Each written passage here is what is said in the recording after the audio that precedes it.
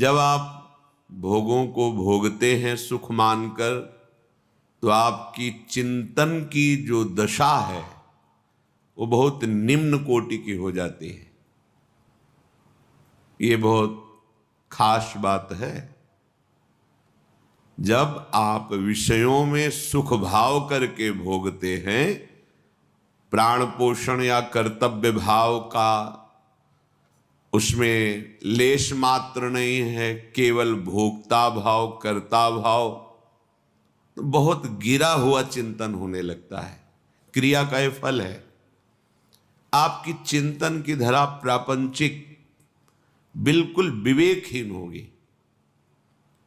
और जब आप इन चंचल इंद्रियों और मन को प्रभु के नाम के बल से, सत्संग के बल से अंतर्मुख करते हैं, विषयों के सेवन की चाह होने पर भी उनका त्याग करते हैं, फिर धीरे धीरे चाह नष्ट हो जाती है, तो जो उच्च कोटि की भूमिका का चिंतन है वो प्रारंभ होता है।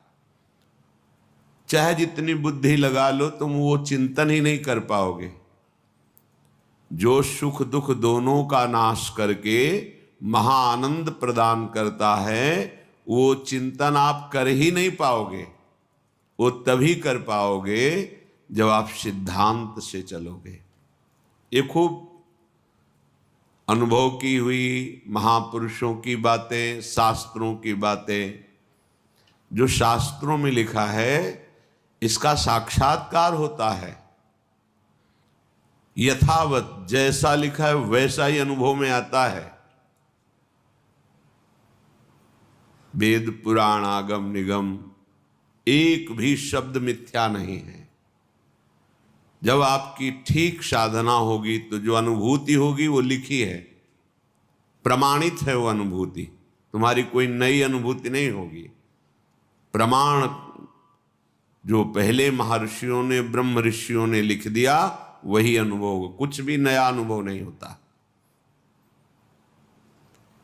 इसीलिए श्रीपाद प्रबोधानंद जी कह रहे हैं, अलमल मति घोरा नर्थकारीन्द्रियाणाम् अतिशय परितोषैर् दुष्करैर्दुस्तरैश्च विदधद दिवसशोको येन केनापि देह स्थितिमधिवशु वृंदारण्य में कांतरत्या।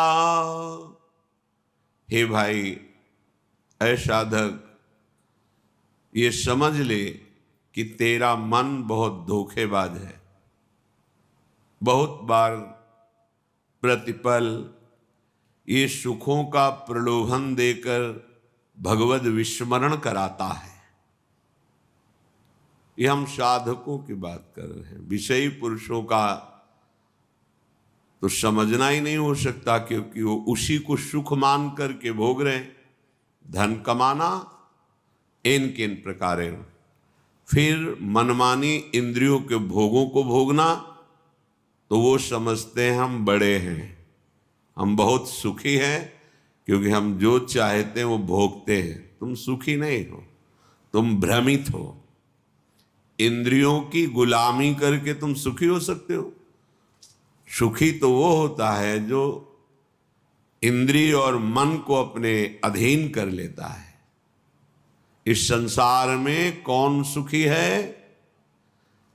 खूब धन कमा लिया, खूब आपके पास जन समुदाय है, आप जो चाहते हैं वो भोगते हैं।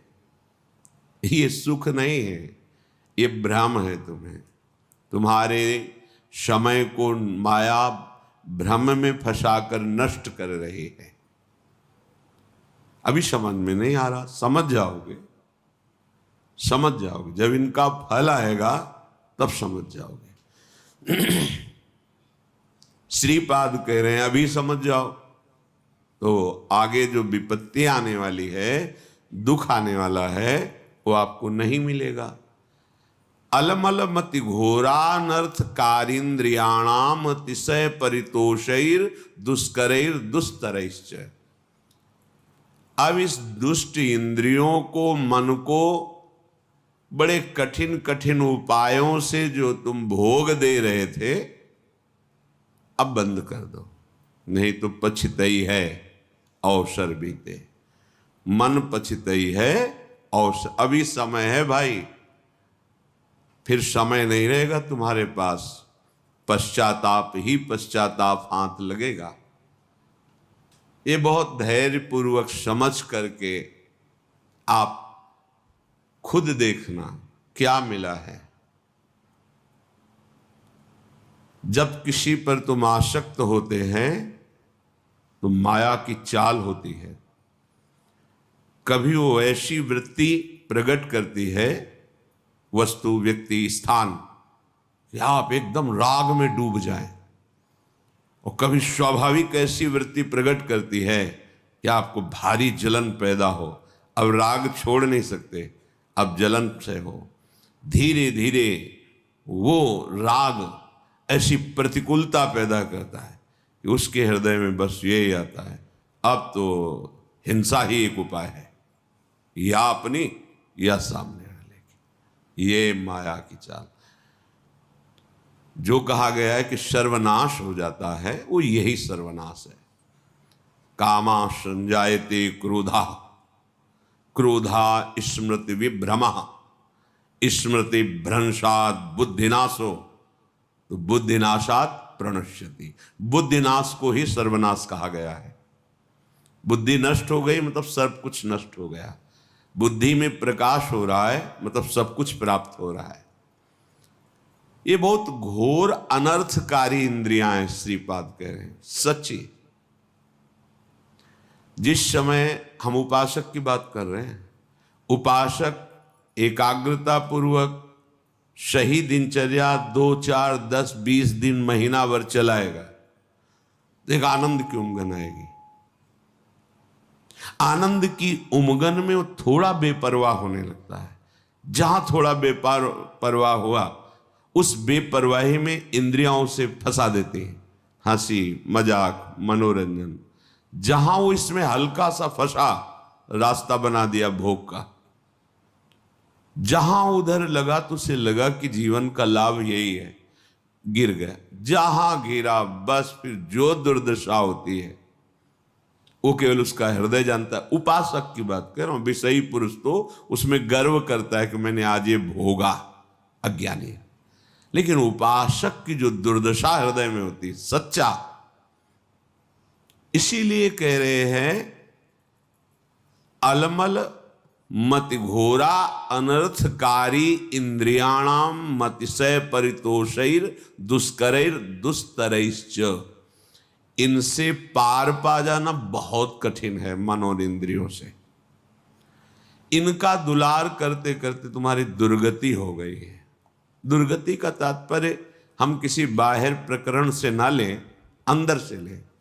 क्या तुम्हारा चिंतन चल रहा है? देखो अपने चिंतन की दशा। कोई व्यक्ति होगा, कोई वस्तु होगा, कोई स्थान होगा, या राग में चिंतन हो रहा अनुकूल, या द्वेष में प्रतिकूल, जलते रहो। इस पावन समय को नष्ट करते रहो। यही नष्ट कर, यही दुर्दशा है। बोले भोगोगे तुम्हारी दुर्दशा होगी, तो तुम दुर्दशा को ले जाते हो केवल शरीर में कि कोई अंग भंग हो जाएगा। नहीं, वासनाओं की भीड़ जमा हो जाएगी, बुद्धि निर्णय करने में असमर्थ हो जाएगी। तुम शोक, चिंता, इन दुखों से व्याप्त हो जाओगे, विषाद से ग्रस्त हो जाओगे। कोई रास्ता ही नहीं मिलता। ध्यान रखना, भगवत शास्त्र विरुद्ध आचरण करने वाले को शांति का कोई रास्ता ही नहीं मिलता। ये विषय बड़े बड़े ज्ञानियों के भी चित्त का अपहरण कर लेते हैं, बोधवानों का नहीं।